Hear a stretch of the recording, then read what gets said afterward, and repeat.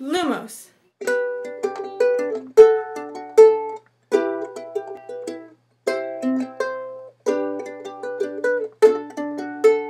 You guys already know this, but this week is Harry Potter week, and if you couldn't tell from my last video, I'm a huge Harry Potter fan. So I guess I'll just share some of my favorite things about Harry Potter and some of my fondest memories. First up, we have this photo.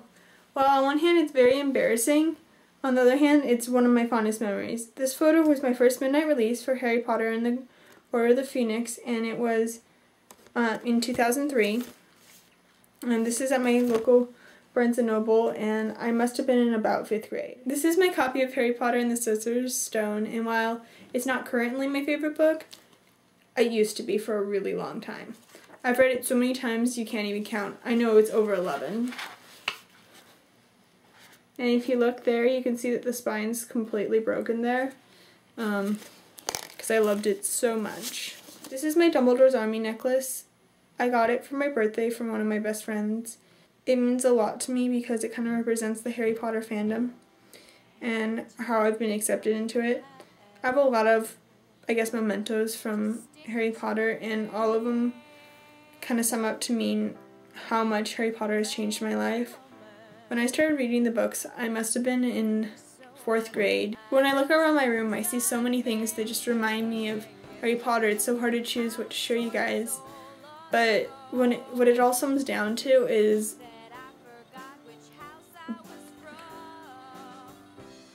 who I am and who I can be.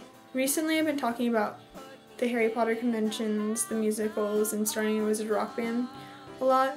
And I guess part of the reason I'm so excited to start and do all these things is because I've made so many friends, and it's just such a wonderful experience. Just look at all the Wizard rockers. All of them were just random people that were just Harry Potter fans, and they've made a name for themselves, and they've made themselves famous in the eyes of other Harry Potter fans. And it's not like they're famous, it's like they're your friends, but yet they're really cool and they've done all these successful things, and it's amazing. And they're famous because they're mentors in a way, I guess. I mean, some of my favorite rock stars have influenced my life in ways they could never know. I went through a phase around 9th and 10th grade where I had nothing to do with Harry Potter. This was about the same time that the 7th book came out, and one of my greatest regrets is that I was never able to enjoy the 7th release and all the huge fandom stuff that went on.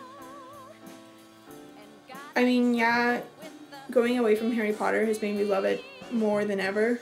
If I could change anything, I wish that I had waited 2 years to hate Harry Potter. I wish I could have been there for these book releases. To me, it's just a whole community where everyone's accepted, and I think that's amazing because so many people out in the world just don't have a place where they can fit in. When I was younger, I was really shy and I didn't talk to anybody. I was just a little kid on the field. And I mean, I know a lot of Harry Potter fans have these stories of being teased and bullied, and I think that's one of the reasons I really related to Harry Potter, because Dudley was always bullying him, and that's kind of how elementary school was like for me.